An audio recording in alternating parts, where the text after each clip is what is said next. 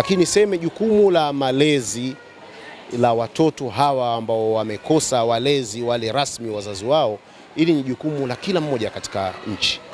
Yani lazima majirani washiriki, wazazi washiriki, watu wa karibu washiriki, serikali ishiriki, viongozi wa dini tushiriki.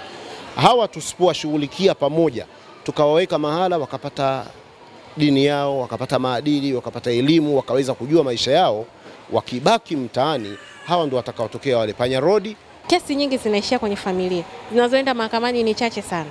Zinaishia kwenye familia. Sasa namna gani sasa tunaweza kuwajibisha hawa watu wanaofanya hivi vitendo ili lisiongezeke?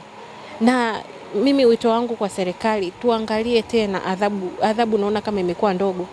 Manake naona ile adhabu baada ya kuwa chachu ya watu kuacha na unyanyasaji inaongezeka.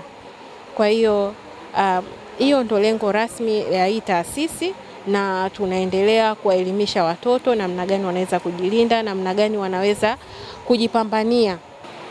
Naishukuru taasisi ya leo, imetufurahisha sana kukaribisha hapa. Sikuwahi kufika lakini ndo nimefika. Naishukuru sana, imetufurahisha na imetuburudisha zaidi. Wito wangu ni kwamba tupendane tu, tuzidiane, tusisauliane.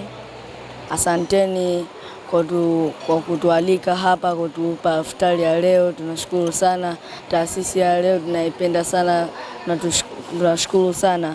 Asanteni.